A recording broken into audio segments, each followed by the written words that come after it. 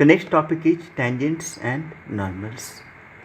Tangent and normal पढ़ने के पहले कुछ बेसिक नॉलेज होना चाहिए स्टैंडर्ड 11 का, तो एक बार रिवाइज कर लिया जाए। सबसे पहले slope of A line, slope of A line, ठीक है। तो मान लो कि दिस इज एक्स एक्सिस और एक straight line positive x axis के साथ एंगल थीटा बना रहा है। तो slope of this line is represented by m and this is equal to tan theta, ठीक है। अगर मान लो इस स्ट्रेट लाइन पे दो पॉइंट्स हैं, पहला पॉइंट का कोऑर्डिनेट्स है x1, y1 और दूसरा पॉइंट का कोऑर्डिनेट्स x2, y2, तो slope is also y2 minus y1 upon x2 minus x1, ठीक है। अगर मान लो कि इस तरह का लाइन ले लें तो इसका स्लोप पॉजिटिव होगा, ठीक है, क्योंकि यहाँ पे थीटा जो होगा वो एक्यूट एंगल होगा, ठीक है। और अगर इस तरह का एक स्ट्रेट लाइन ले लें तो इसके लिए थीटा जो होगा ऑब्ट्यूस होगा, और थीटा अगर ऑब्ट्यूस होगा तो tan थीटा नेगेटिव होगा। अब इस केस में स्लोप इसका क्या होगा, नेगेटिव होगा, ठीक है। और अगर ऐसा हो जाए कि कोई लाइन एक्स एक्सिस के पैरेलल हो जाए तब उसके लिए थीटा का वैल्यू 0 डिग्री होगा, और थीटा 0 डिग्री हो जाए तो उसके लिए स्लोप क्या होगा, 0 होगा। और line parallel to y axis हो जाए तब थीटा 90 डिग्री होगा, तब स्लोप नॉट डिफाइंड होगा। यहाँ एक इम्पॉर्टेंट चीज़ बता रहे हैं, बाई चांस अगर ऐसा हो जाए कि कोई line parallel to y axis है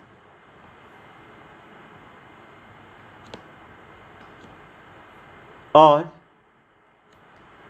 उसका slope by chance a by b के फॉर्म में आ गया, ऐसे स्लोप तो नॉट डिफाइंड होगा। तो मान लो कि इसका स्लोप ए बाई बी आ गया, ठीक है, तो ए बाई बी तो नॉट डिफाइंड है।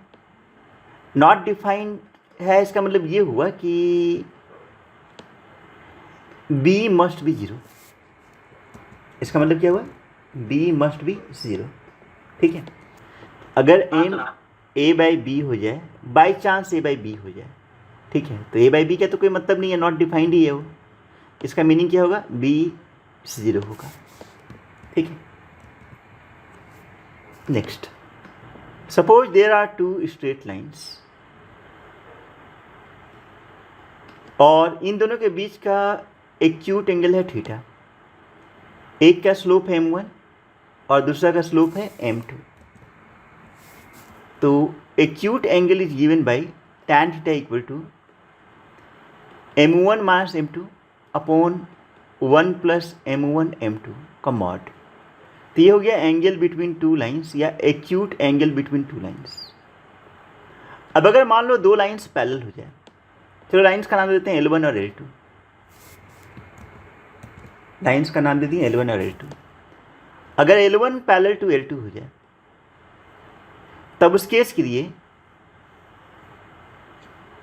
थीटा दोनों के बीच में कितना होगा, 0 डिग्री होगा। अगर थीटा 0 हो गया तो tan थीटा क्या होगा, 0। और tan थीटा 0 हो जाए तो इसका मतलब होगा कि मॉड के अंदर m1 minus m2 upon 1 plus m1 m2 0 होगा, मतलब m1 माइनस m2 0 होगा। और m1 माइनस m2 0 हुआ, इसका मतलब क्या हुआ, m1 इक्वल टू m2। तो अगर दो लाइंस पैरेलल हो जाए तो their slopes must be equal, और ये बहुत इंपॉर्टेंट रिजल्ट है। अगर दो लाइन पैरेलल हो जाए तो उसका स्लोप क्या होना चाहिए, इक्वल होना चाहिए, ठीक है। और अगर दो लाइंस परपेंडिकुलर हो जाए, अगर L1 L2 के परपेंडिकुलर हो जाए तब उस केस में थीटा 90 डिग्री होगा। और अगर थीटा 90 डिग्री हुआ तो tan 90 डिग्री नॉट डिफाइंड हो जाएगा, tan 90 डिग्री नॉट डिफाइंड हो जाएगा। नॉट डिफाइंड हो जाएगा इसका मतलब क्या होगा बताओ, यहाँ से अभी एक चीज बताए थे, नॉट 1 प्लस m1 m2 0 हो जाएगा, 1 प्लस m1 m2 0 हो जाएगा, 1 प्लस m1 m2 0 होगा, मतलब m1 m2 इक्वल टू -1 हो जाएगा, ठीक है। Next, equation of a straight line. मान लो कि एक स्ट्रेट लाइन है और ये किसी पॉइंट से पास कर रहा है x1 y1 से, और इसका स्लोप m है। तो its equation is given by y minus y1 equal to m into x minus x1। ठीक है। इसके बाद अगर मान लीजिए ऐसा हो जाए कि एक स्ट्रेट लाइन है, ऐसे पास कर रहा है, ठीक है, सच दैट कि y एक्सिस पे जहाँ पे इंटरसेक्ट कर रहा है उसका कोऑर्डिनेट c है, इसका स्लोप m है, तो इसका इक्वेशन होगा y equal to m x plus c. c यहाँ पे क्या है, तो y इंटरसेप्ट है, y इंटरसेप्ट है। अगर लाइन ओरिजिन से पास कर जाए, if a line passes through origin, तब इसके लिए c का वैल्यू क्या होगा, 0 होगा, और अगर c 0 होगा तो y इक्वल टू क्या होगा, एम एक्स हो जाएगा। ठीक है। नेक्स्ट, अगर ऐसा हो जाए कि एक स्ट्रेट लाइन एक्स एक्सिस पे इंटरसेक्ट कर रहा है जिसका एक्स कोऑर्डिनेट a है, वाई एक्सिस पे इंटरसेक्ट कर रहा है जिसका वाई कोऑर्डिनेट b है, तो a को बोलते हैं एक्स इंटरसेप्ट, b को बोलते हैं वाई इंटरसेप्ट। अगर ऐसा हो जाए तो इसका इक्वेशन होगा x upon a plus y upon b equal to 1। ठीक है। नेक्स्ट, अगर एक line parallel to x axis है और y एक्सिस पे इंटरसेक्ट कर रहा है किसी पॉइंट पे जिसका y कोऑर्डिनेट a है, तब इसका इक्वेशन होगा y इक्वल टू a। ठीक है। और कोई लाइन y एक्सिस के पैरेलल है और ये x एक्सिस पे किसी पॉइंट पे इंटरसेक्ट कर रहा है जिसका y कोऑर्डिनेट है b, तो इसका इक्वेशन होगा x इक्वल टू b। ठीक है। तो इतना चीज़ तुम लोग के दिमाग में रहना चाहिए। चलो अब स्टार्ट करते हैं टेंजेंट एंड नॉर्मल। मान लो कि y equal to f x एक फंक्शन है। ठीक है।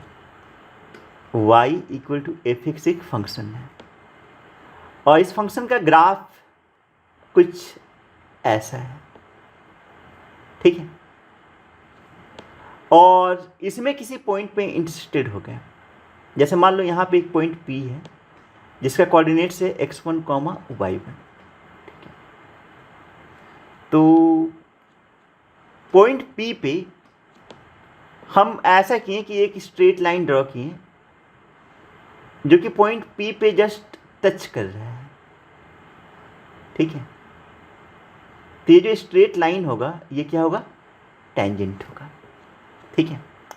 ऐसे ये प्रॉपर डेफिनेशन नहीं है, लेकिन अभी हम प्रॉपर डेफिनेशन देंगे भी नहीं, अभी बस ऐसे बोल रहे हैं कि एक स्ट्रेट लाइन है जो कि किसी पॉइंट पे टच कर रहा है, तो इसको हम लोग क्या बोलते हैं, टेंजेंट बोलते हैं। और आप भी क्लास 10 से यही पढ़ते आ रहे हैं, टेंजेंट का मतलब यही होता है। तो पॉइंट P पे एक स्ट्रेट लाइन ड्रॉ कर दिए जो कि कर्व को टच कर रहा है, तो ये क्या हो गया, टेंजेंट हो गया। ठीक है। तो इस टेंजेंट का कुछ स्लोप होगा। ठीक है। तो slope of this tangent is given bye slope of this tangent at point x1, y1 is given by m equal to dy upon dx at x1, y1। ठीक है। m equal to dy upon dx at x1, y1। तो slope का मतलब होता है derivative of y with respect to x at a particular point. Slope मतलब क्या होता है, derivative of y with respect to x at a particular point. ठीक है। आगे बढ़ते हैं। ये था क्या चीज़, टेंजेंट। अब हम लोग ऐसा करें कि एक और लाइन ड्रॉ कर दे रहे हैं जो कि टेंजेंट के परपेंडिकुलर है, पासिंग थ्रू पॉइंट P। एक लाइन ड्रॉ की है जो कि टेंजेंट के परपेंडिकुलर है, पासिंग थ्रू पॉइंट P। ठीक है। तो इस लाइन को बोलते हैं नॉर्मल। ठीक है। तो दिस इज नॉर्मल। टेंजेंट का स्लोप हम m मान लिए हैं और नॉर्मल का स्लोप m1 मान लेते हैं।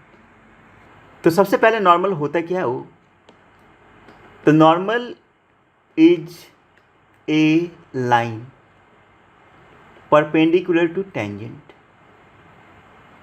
Eight a point, at a point, ठीक है।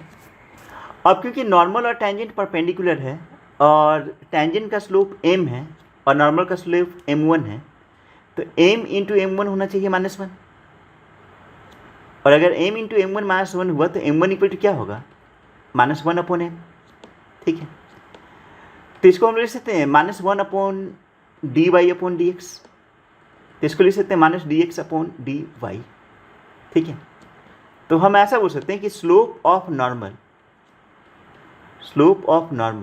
Eight point x1 y1 is equal to -dx upon d y at point x1 y1, ठीक है। तो this is the formula for slope of normal at point x1 y1। अब कुछ questions करते हैं। पहला क्वेश्चन ये है कि find the slope of tangent and normal to the curve y equal to x raised to power of 4 minus 2x at 1, ठीक है। तो हमें स्लोप ऑफ टेंजेंट भी बताना है, नॉर्मल भी बताना है, ठीक है। अच्छा, इसमें एक और चीज़ ऐड कर देते हैं, also find their equations, also find their equations, ठीक है। तो देखो कर्व का इक्वेशन दिया हुआ y इक्वल टू एच का पावर 4 माइनस 2x, ठीक है। तो सबसे पहले ऐसा करो कि d y upon d x निकाल लो, तो d y upon d x होगा 4x³ माइनस 2, ठीक है। अब हम लोग स्लोप ऑफ टेंजेंट बता सकते हैं, स्लोप ऑफ टेंजेंट होगा m equal to d y upon d x at point x1 y1, x1 y1 का रोल कौन कर रहा है, 1, ठीक है। तो d y upon d x है 4x³ माइनस 2, ठीक है।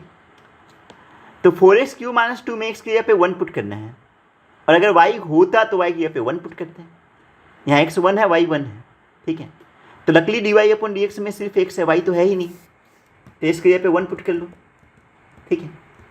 तो 4 इंटू 1³ माइनस 2 हो जाएगा, तो उसका वैल्यू कितना मिलेगा, 2 मिलेगा। क्लियर है रजत? ये सर क्लियर है, ठीक है। तो ये हो गया स्लोप ऑफ टेंजेंट। अगर स्लोप ऑफ टेंजेंट हो गया तो इक्वेशन ऑफ टेंजेंट भी आ जाएगा। इक्वेशन ऑफ टेंजेंट होगा y minus y1 equal to m into x minus x1, ठीक है। y तो y है, y1 है 1, x1 है 1, y1 x1 होता है मतलब जिस पॉइंट से पास कर रहा है, तो पास कर रहा है 1, 1 से, तो y1 1 है, m है 2, x x है, x1 1 है। थोड़ा सिंप्लीफाई कर लो, तो y minus 1 equal to 2x minus 2, सबको एक तरफ लेके चले जाओ, तो 2x minus y minus 1 equal to 0। तो हम लोग जानते हैं कि normal is perpendicular to tangent, ठीक है। तो मान लो कि स्लोप ऑफ नॉर्मल m1 है, ठीक है। तो स्लोप ऑफ नॉर्मल अगर हम m1 मान लें तो m1 इंटू m क्या होगा, -1 होगा। तो यहाँ से m1 का वैल्यू क्या मिल जाएगा, -1 अपॉन m। m मतलब कि slope of tangent, slope of tangent निकल चुका है, कितना निकला है, 2, ठीक है। तो स्लोप ऑफ टेंजेंट 2 है, तो -1 अपॉन m का वैल्यू क्या होगा, -1 अपॉन 2। तो ये मिल गया स्लोप ऑफ नॉर्मल, ठीक है। तो इसलिए स्लोप ऑफ नॉर्मल मिल गया। अब इक्वेशन ऑफ नॉर्मल,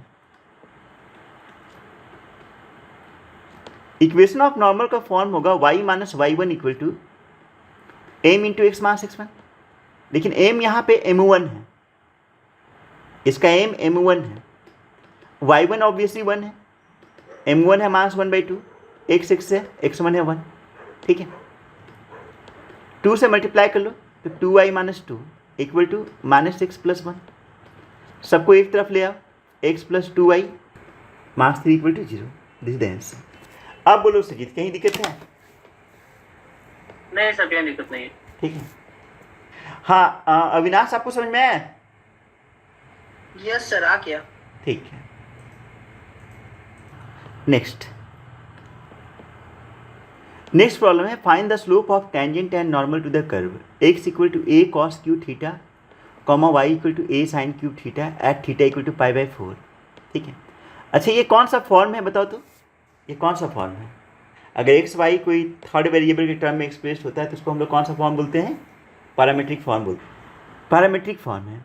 तो सबसे पहला चीज़ ये है कि अगर हम टेंजेंट का स्लोप बताना चाह रहे हैं तो dy/dx निकालेंगे। ठीक है। और अगर स्लोप ऑफ टेंजेंट निकल गया तो उसका हेल्प से स्लोप ऑफ नॉर्मल भी निकल जाएगा, क्योंकि दोनों परपेंडिकुलर होते हैं। ठीक है। तो हम लोग ऐसा करते हैं कि पहले dy/dx निकाल लें। तो dy/dx निकालने के लिए आपको dx/dθ निकालना पड़ेगा और dy/dθ निकालना पड़ेगा। अगर ये दोनों निकाल लें तो dy/dx क्या होगा? dy/dθ/dx/dθ होगा। ठीक है। तो पहले dx/dθ, तो dx/dθ के लिए हम लोग चेन रूल लगाएंगे। तो a 3 cos square theta into minus sine theta. ठीक है।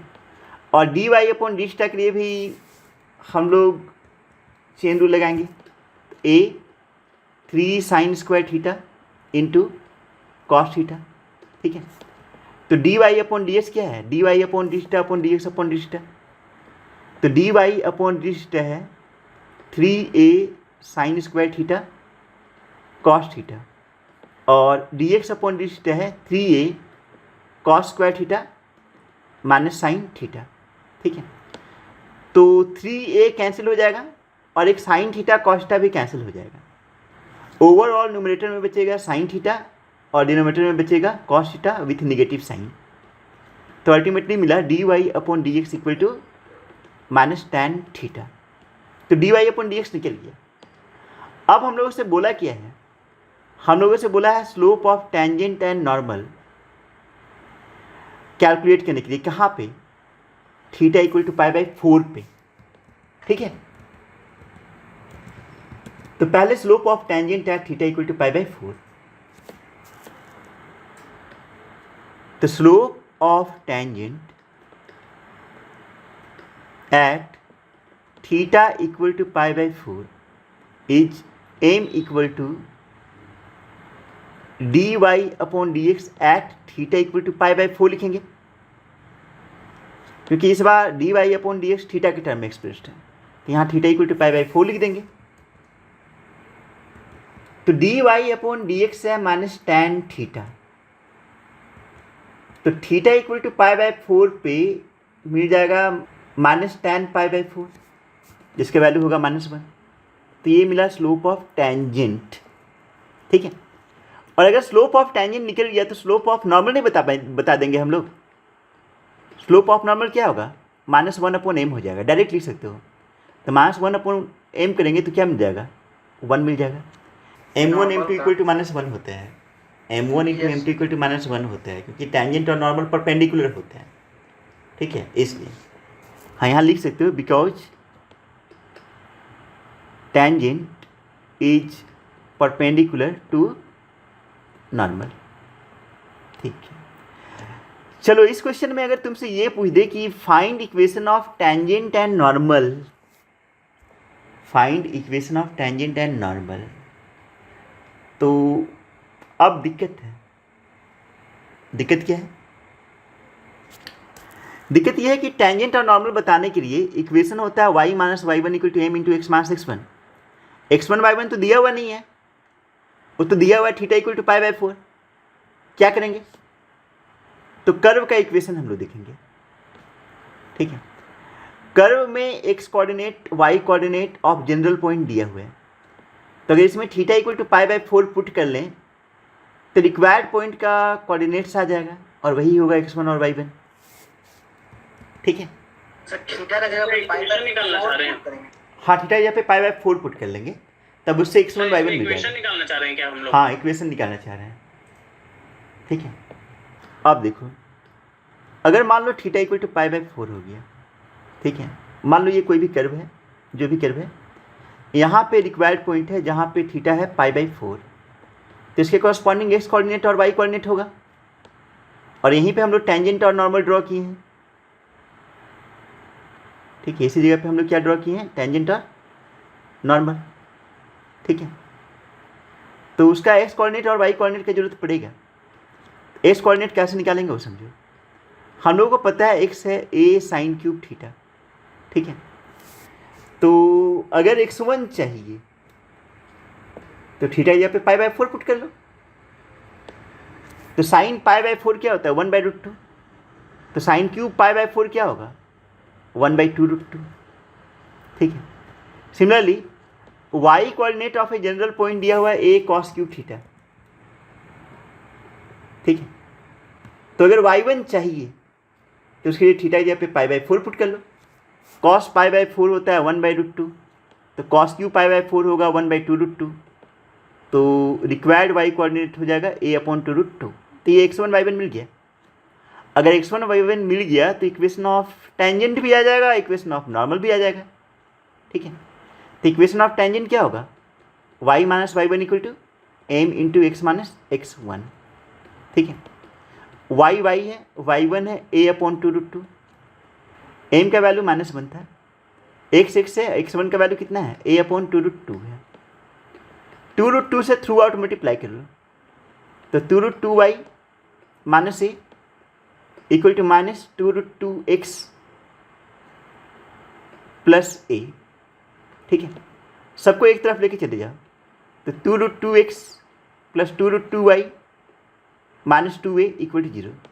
हाँ, यहाँ से 2 कॉमन निकल सकते हैं, कॉमन निकाल लो, तो √2x plus y minus a equal to 0।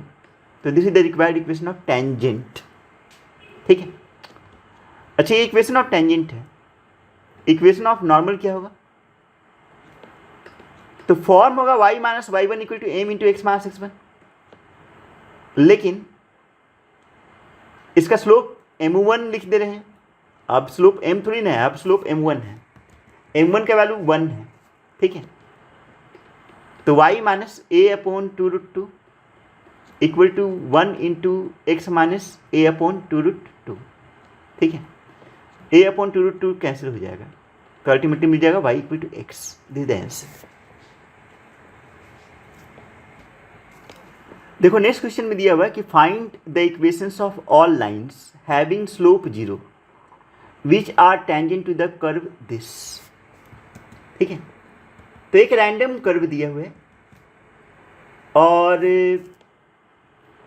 इस कर्व पे कुछ टेंजेंट्स हैं जिसका स्लोप 0 है। अच्छा, स्लोप 0 को इनडायरेक्टली ऐसा भी बोल सकता था कि tangent parallel to x axis है, बोल सकता है कि नहीं? Yes sir. ठीक है, वो भी बोल सकते हैं। इनडायरेक्ट क्वेश्चन ऐसा भी दे सकता है कि find the equations of all the lines parallel to x axis which are tangent to the curve this. तो उसका मीनिंग भी यही होगा कि स्लोप 0 होगा।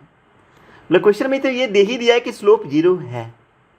ठीक है, और इक्वेशंस मांगा है, तो इक्वेशन का फॉर्म होता है y minus y1 equal to m into x minus x1। Equation of tangent होता है y minus y1 equal to m into x minus x1। m question में दे चुके हैं। ठीक है, m तो 0 ही है, m 0 है मतलब y इक्वल टू y1 आएगा। ऐसे भी y इक्वल टू y1 होना चाहिए या फिर y इक्वल टू कॉन्स्टेंट होना चाहिए, क्योंकि line parallel to x axis है। अगर कोई line parallel to x axis हो जाए तो उसका इक्वेशन क्या होता है, y इक्वल टू कॉन्स्टेंट। ठीक है, लेकिन क्वेश्चन ये कि y1 आएगा कहाँ से, y1 कहाँ से आएगा, प्रॉब्लम ये है। क्या इस क्वेश्चन में x1 y1 दिया हुआ है? नहीं दिया हुआ है। नहीं सर। ठीक है, तो उसके लिए क्या करेंगे, तो स्लोप ऑफ टेंजेंट का मीनिंग होता है dy/dx। तो पहले dy/dx निकालो, तो dy/dx अगर हम लोग निकालें तो क्वेश्चन टूल लगा दिए।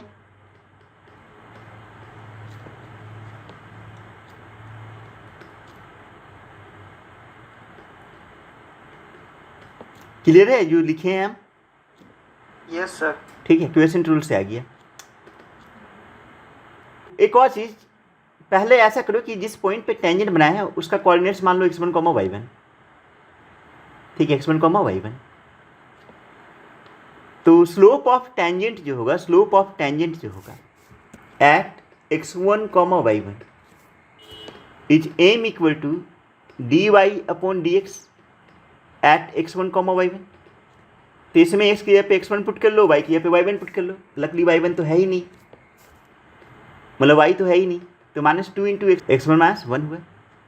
ठीक है, और नीचे में x1 स्क्वायर -2x1 + 3 का whole square. According to question m क्या दिया हुआ है? 0 दिया हुआ है। ठीक है, अगर एम 0 दिया हुआ है तो यहाँ से क्या मिलेगा? अगर इसको 0 के बराबर इक्वेट कर लें तो क्या मिलेगा बताओ? x1 = 1। क्लियर हुआ? अरे ये तो 0 अगर कर दे रहे हैं तो ये चीज़ तो इधर चला जाएगा, तो x1 - 1 = 0 आएगा। तो अल्टीमेटली क्या मिलेगा? x1 = 1 मिलेगा। 0। ठीक है, तो x1 = 1 मिल गया, x1 आ गया। y1 भी चाहिए, y1 के लिए क्या करेंगे? तो इस इक्वेशन में x1 का वैल्यू पुट कर लेंगे, उसकी कॉरस्पॉन्डिंग y1 आएगा। तो y1 होगा 1/x² - 2s + 3 था, s की जगह पे x1 पुट कर लो, तो 1² - 2 × 1 + 3, अल्टीमेटली क्या मिला? 1/2। ठीक है, ये y1 आ गया। अगर y1 आ गया तो इक्वेशन ऑफ स्ट्रेट लाइन क्या होगा, या इक्वेशन ऑफ टेंजेंट क्या होगा? इक्वेशन ऑफ टेंजेंट होगा y - y1 = m × x - x1। ऐसे वो लिखने की जरूरत भी नहीं था, डायरेक्ट y = y1 ही हो जाएगा क्योंकि m तो 0 है। ठीक है, मतलब y = 1/2 मिला। इसको ऐसे भी लिख सकते हो 2y - 1 = 0। 2 से मल्टीप्लाई किए, 1 इधर ले आए, तो 2y - 1 = 0। देखो इस क्वेश्चन में ऐसा ही बोल सकता है। ये जो फाइंड द इक्वेशंस लिखा है ना, ये बोलता है कि find the points, find the points, ठीक है, at which tangent to the curve has slope 0। तो find the points on the curve at which tangents have slope 0। तो सिर्फ पॉइंट बताना है, मतलब x1, y1 बताना है, और कुछ नहीं बताना, इक्वेशन नहीं बताना, बस x1, y1 बताना है। तो जो काम किया वही करेंगे हम लोग, बस यहीं तक रुक जाएंगे, x1 और y1 तक ही रुक जाएंगे, इधर जाएंगे नहीं। हाँ बोलिए सर। एक ही पॉइंट होगा ना जिसमें हाँ, इसमें एक ही पॉइंट हुआ, लेकिन ऐसा हो सकता है कि कोई दूसरा क्वेश्चन में दो आ जाए। ठीक है, जैसे क्वाड्रेटिक इक्वेशन आ जाता है, मान लो क्वाड्रेटिक आ जाता है, यहाँ न्यूमरेटर में क्वाड्रेटिक आ जाता है। ठीक है, तब तो 2 वैल्यू आ सकता था, समझे? तो इसलिए वो पॉइंट्स दिखा रहता है। क्वेश्चन ये दिया कि find the equation of tangent to the tangent line to the curve y = x² - 2s + 7 which is number 1 parallel to the line this, number 2 perpendicular to the line this. Number 1 देखो, पहला में क्या बोल रहा है कि जो टेंजेंट है वो इस लाइन के पैरेलल है।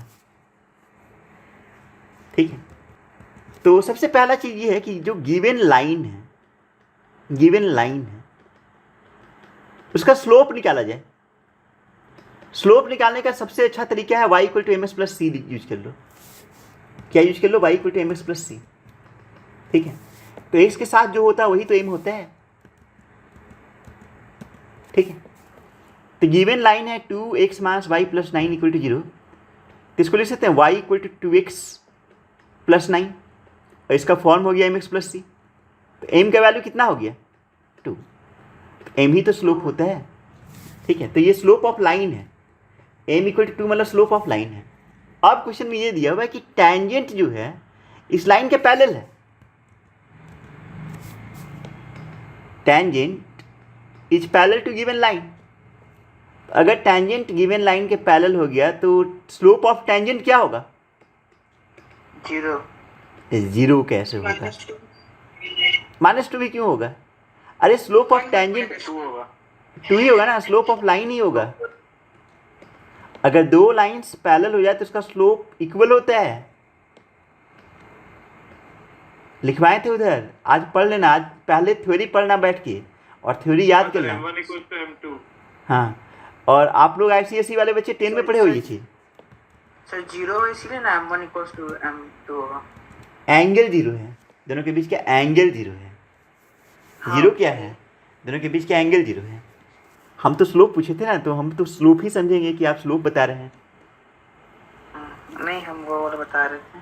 ठीक है, तो tangent parallel to given line है, इसलिए slope of tangent is equal to slope of line, मतलब स्लोप ऑफ टेंजेंट हो गया 2 के बराबर। ठीक है, लेकिन इससे इक्वेशन ऑफ टेंजेंट कैसे लिखिएगा? इक्वेशन ऑफ टेंजेंट के लिए जरूरत पड़ता है y minus y one equal to m into x minus x one. M निकल गया है, x1 y1 तो नहीं पता है। सर जो इक्वेशन दिया है वो ऐसे dy बाई dx करेंगे, मतलब पिछला क्वेश्चन वाला काम करेंगे आप। y है x square minus 2x plus 7, ठीक है, तो y है x square minus 2x plus 7, ये गिवन कर्व है। y नहीं है बोल करके बोलना चाहिए गिवन कर्व। तो गिवन कर्व का इक्वेशन है y equal to x square minus 2x plus 7, ठीक है। तो dy अपॉन dx क्या होगा? 2x माइनस 2, ठीक है, and this must be equal to 2। अच्छा, इसके पहले डायरेक्ट 2 नहीं लिखना चाहिए। जैसे मान लो ये कर्व है, ठीक है, कर्व पे इस पॉइंट पे जो टेंजेंट है वो पैरेलल टू गिवन लाइन है, तो इसका स्लोप 2 है, इसका भी स्लोप 2 है। तो पहले जो पॉइंट है उसका कोऑर्डिनेट्स मान लो x1, y1, जो पॉइंट है उसका कोऑर्डिनेट मान ली x1, y1, ठीक है। Slope of tangent eight x1, y1, तो ये हो जाएगा dy upon dx eight x1, y1, ठीक है। तो इसमें x के जगह पे क्या पुट करोगे? x1 minus 2 and this is slope, और स्लोप 2 के बराबर भी है, तो हम बोल सकते हैं ठीक 2x1 माइनस 2 का वैल्यू 2 होना चाहिए, लेकिन 2x1 का वैल्यू 4, 2, तो x1 का वैल्यू कितना हो गया? 2। हाँ, x1 2 है। अब हमें y1 भी चाहिए, तो y1 के लिए इस कर्व का यूज करेंगे, ठीक है। x1 का वैल्यू पुट कर देंगे। हाँ, तो y1 होगा x1 square minus 2x1 plus 7, x1 का वैल्यू पुट कर लिए तो 7 आ जाएगा, ठीक है। तो रिक्वायर्ड पॉइंट हुआ 2,7, ये रिक्वायर्ड पॉइंट मिला 2,7, ठीक है। तो इक्वेशन ऑफ टेंजेंट क्या होगा? तो y minus y1 equal to m into x minus x1, y1 है 7, m है 2, x1 है 2, सॉल्व कर लो, इधर उधर कर लो, आ जाएगा यहाँ से। तो 2x minus y minus 4 plus 7 plus 3 equal to 0, ठीक है। तो this is the required equation of tangent. समझ में आ गया? Yes sir. ठीक है। सेकेंड पार्ट में गिवन लाइन क्या है? तो 5y minus 15x equal to 13, तो इसको लिख सकते हैं y equal to 3x plus 13/5, इसका फॉर्म हो गया y equal to m s plus c. M कितना मिला? 3, तो this is slope of line, this is slope of line, ठीक है। अब ये जो लाइन है टेंजेंट के परपेंडिकुलर है। अब मान लो कि स्लोप ऑफ टेंजेंट m1 है, तो टेंजेंट लाइन के परपेंडिकुलर है, ठीक है। तो अगर टेंजेंट लाइन का परपेंडिकुलर हुआ तो m इंटू m1 माइनस 1 होगा, तो m1 का वैल्यू होगा माइनस 1/m और m का वैल्यू 3 है। अब गिवन कर्व क्या है?